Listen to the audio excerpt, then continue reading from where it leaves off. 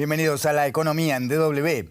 Empezamos en Argentina, donde la pobreza se ubicó en el 28,2% en el segundo semestre de 2025, según las cifras oficiales del Instituto Nacional de Estadísticas y Censos. Este dato implica una baja de 3,4 puntos porcentuales respecto al primer semestre del año pasado y consolida una tendencia descendente de la pobreza tras el pico de más del 50% registrado a comienzos de 2024, con la devaluación que el gobierno de Javier Milei aplicó al poco tiempo de asumir el poder. El gobierno celebró la cifra como un éxito de su programa económico, atribuyendo la mejora al crecimiento económico, a la desaceleración de la inflación y al mantenimiento de subsidios directos, especialmente la llamada asignación universal por hijo.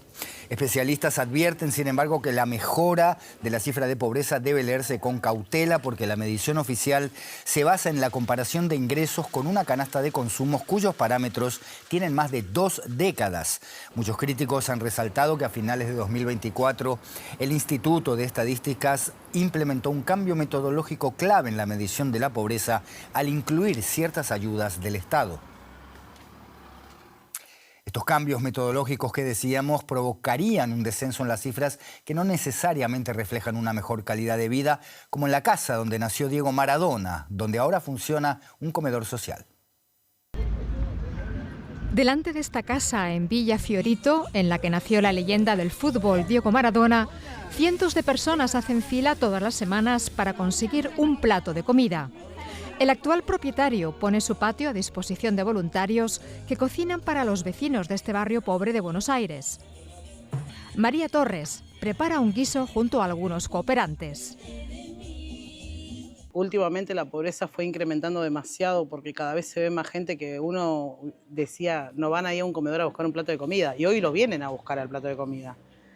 Y se queda, si tardás 4 horas más y las 4 horas las quedan esperando el plato de comida. Según datos oficiales del gobierno, la pobreza en Argentina habría disminuido en los últimos meses un 10% con respecto al año anterior, pasando del 38 al 28%. Sin embargo, aquí nadie lo nota. Al contrario. Aumentó un 300% más o menos el pedido de comida de la gente obviamente perdió su trabajo y con vergüenza viene, hace la fila, retira alimentos, retira comida, retira lo que nosotros, ¿no? Es algo que no nos pasó nunca. Las duras medidas de austeridad del presidente Javier Milei también han hecho aumentar la desocupación, sobre todo entre los empleados públicos. La tasa de desempleo ha subido del 6,1% al 7,5% y muchos siguen dependiendo de las donaciones de alimentos para sobrevivir. Vamos a hablar un poco de este asunto con nuestro colega Alejandro Rebosio, que nos está escuchando en Buenos Aires. Alejandro, cuéntanos, para empezar, ¿cómo ha caído entre los argentinos este nuevo dato oficial de pobreza que mantiene la tendencia descendente? ¿Está confirmando la sensación general?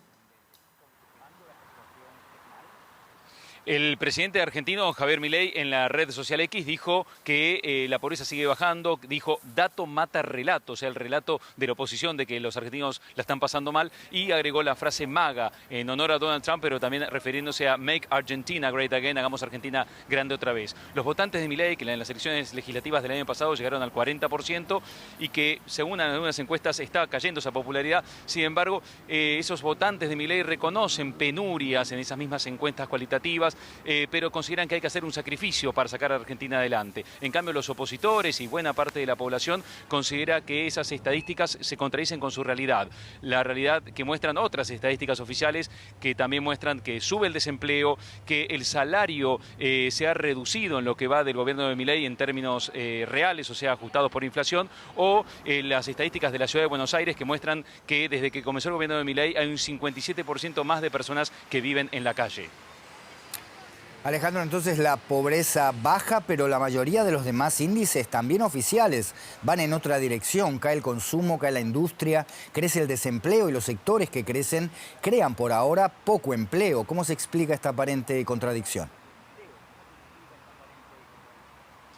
Hay una polémica sobre lo que son las estadísticas de pobreza. No se habla de una manipulación como ocurría en los gobiernos kirchneristas, pero sí se habla de cuestiones metodológicas cuestionadas. Analistas expertos en temas de pobreza consideran que que las estadísticas y la metodología exagera la caída de la pobreza. Sí reconocen que la pobreza se ha reducido en lo que va del gobierno de Milei en 2 años y medio, sobre todo por la merma de la inflación, sobre todo porque ya los alimentos no aumentan tanto de precio, pero consideran que tanto la estadística de pobreza como la de inflación no tienen en cuenta el peso que tiene en el bolsillo de los argentinos los aumentos de las tarifas de energía, los aumentos de los alquileres. También consideran que a la hora de encuestar la pobreza se sobrevalora lo que son los ingresos informales.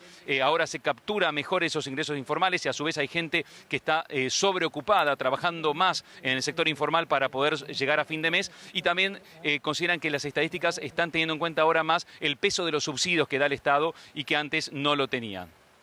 Alejandro Rebosio en Buenos Aires, gracias por darnos este panorama. Hasta la próxima.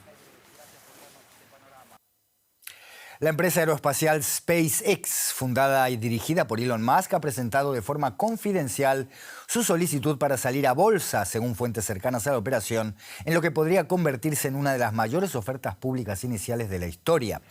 SpaceX se valora a sí misma en más de $1 billón, lo que la situaría entre las compañías más valiosas en su debut en el mercado, solo por detrás del gigante energético Saudi Aramco, cuya salida en 2019 alcanzó una valoración de 1,7 billones. De concretarse, la operación podría catapultar la fortuna de Musk y convertirlo en el primer billonario del mundo. Y si está pasando en Wall Street, está pasando delante de los ojos de nuestra corresponsal Ana Nieto, que nos va a contar un poco más. Ana, los datos de los reguladores son confidenciales, pero ¿qué es lo que se sabe inicialmente de esta salida a bolsa confidencial? Sí, de momento esta petición confidencial lo que hace es permitir hacer cambios antes de que la información se haga totalmente pública, que es cuando se dará el detalle del número de acciones, el rango de precios y los detalles financieros de SpaceX.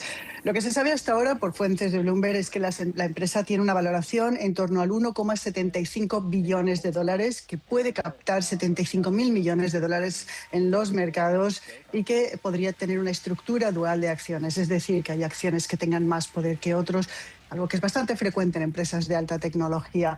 Más de una veintena de bancos en todo el mundo se están preparando para esta mega salida a bolsa de una empresa que no solo se encarga de buena parte de los lanzamientos de NASA con aparatos como el Falcon 9, que es reusable, sino que además incluye a la empresa de inteligencia artificial xAI, que absorbió hace poco en la plataforma X, la antigua Twitter, y Starlink, que es el sistema satelital de Internet, que es uno de los mayores fuentes de facturación de SpaceX. ¿Que para qué quiere dinero Elon Musk? Pues él ha hablado de centros de datos en el espacio, de colonizar la Luna y de ir a Marte.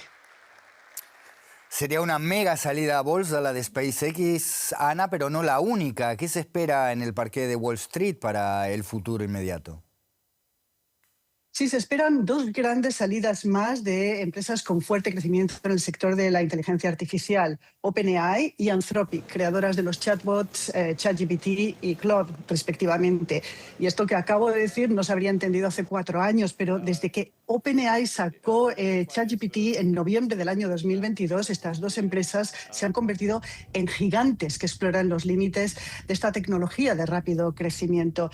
Todo parece indicar que Anthropic podría salir al mercado el mes de octubre y, según distintos reportes de empresas, con una valoración que se estima alrededor de los 400.000 millones de dólares para captar unos 60.000 millones en el parqué. OpenAI también busca su salida a bolsa, ha cambiado para ello su estructura empresarial y está cambiando también sus prioridades para controlar los gastos, porque tiene comprometidas muchas inversiones y tampoco sabemos si tiene comprobada su rentabilidad.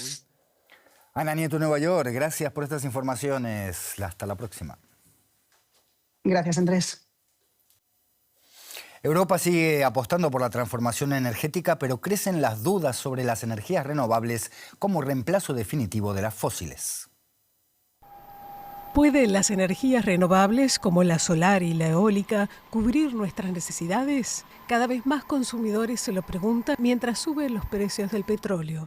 Los expertos advierten contra un excesivo optimismo. La demanda energética crece a un ritmo vertiginoso y las energías fósiles siguen predominando, sobre todo en el transporte, la industria y la calefacción. Una de las razones por las que dependemos tanto de los combustibles fósiles es que básicamente son un producto energético integral. Contienen la energía y pueden almacenarse indefinidamente. No es el caso de la tecnología renovable, que depende totalmente de las condiciones meteorológicas. Sus usos son múltiples. Por eso son absolutamente omnipresentes en todo el mundo. Las tecnologías renovables no pueden competir en muchos de esos aspectos. Las energías renovables representan ya en Europa algo más del 47% de la producción de electricidad, pero en todo el mundo solo alcanzan el 13% y a veces solo sirven para satisfacer nueva demanda energética, por ejemplo para los centros de datos, de un enorme crecimiento. Son más baratas, pero no en Europa. El verdadero mito en el ámbito de las energías renovables es que son más baratas que las de combustibles fósiles. Y puedo afirmar sin lugar a dudas que no es así. Una vez se tiene en cuenta el mantenimiento del sistema, la respuesta de frecuencia y todos los aspectos técnicos en la operación de distribución de la red, las energías renovables son aproximadamente un 50% más caras que el gas por unidad de energía suministrada. En Europa añaden un impuesto sobre el carbono al gas para lograr la paridad. Lo único que se consigue con eso es cubrir los precios totales agregados de la energía, y por eso los precios de la energía son tan altos en Europa. La demanda de combustibles fósiles no disminuye, al contrario, incluso aumenta ligeramente. Las energías renovables no han podido compensar esta tendencia hasta ahora.